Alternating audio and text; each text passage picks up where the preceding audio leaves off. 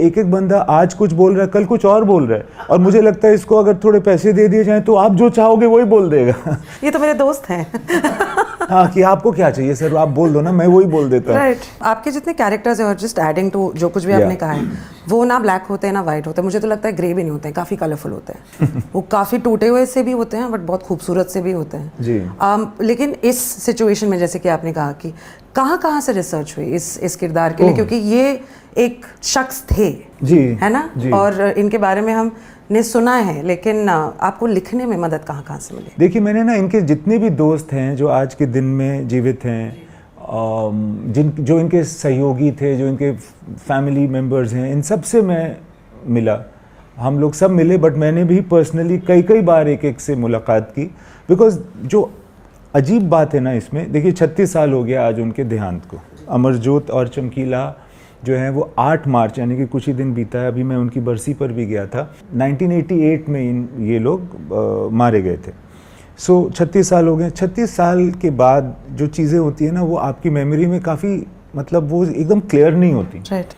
कभी आपको लगता है ऐसे, कभी किसी और को लगता है कि नहीं जी कुछ और हुआ था वहाँ पे, राइट। सो आप अलग अलग लोगों से मिलते हो, वो लोग थोड़ा अलग अलग धारणा रखते हैं, फिर उनके बायसेस भी होते हैं। कोई चमकीला को पसंद करता था, कोई उससे नफरत करता था, कोई उनका कंपेटिटर था, तो हर तरह के बायस। तो कई बार एक बंदे से मिलना जो उनके साथ था।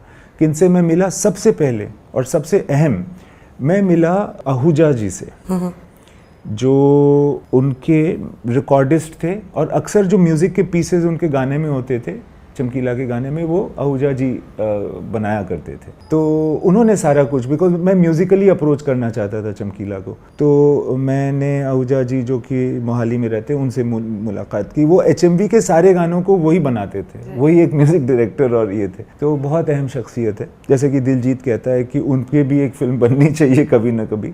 तो उनसे मुलाकात हुई, तो उन्होंने बताया। उनसे भी मैं कई बार मिला। फिर जो एक बहुत ख़ास बात थी, ये जो म्यूजिशियंस थे उस ज़माने के, जो इनके साथ बजाते थे, वो देखिए क्या होता है ना, जब आप रिसर्च करते हैं तो किसी प्रोफेसर से मिलते हैं या किसी मतलब ऐसे आदमी से मिलते हैं जिसकी बात पर आपको एतबार होगा।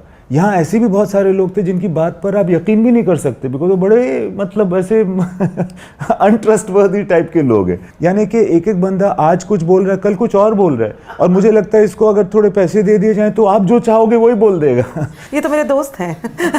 हाँ, कि आपको क्या चाहिए सर, आप बोल दो ना, मैं वही बोल देता हूँ। इस टाइप के एटीट्यूड में फिर आपको उनसे सच निकलवाना है, तो फिर कभी आपको लगता है, क्योंकि बड़े सिंपल लोग हैं। एक बार मिला तो कुछ बोला, दूसरी बार मिला तो कुछ और बोला, तो दूसरी तीसरी के बाद मुझे समझ में आ गया कि रेशियो प्रोपोर्शन के हिसाब से ये घटना तो ज़रूर हुई होगी, कि ये झगड़ा हुआ होगा जी। इस तरह से मुझे इकट्ठा करना पड़ा सारा माल, जिसमें फिर हम लोगों ने स्क्रीन प्ले लिखा। राइट।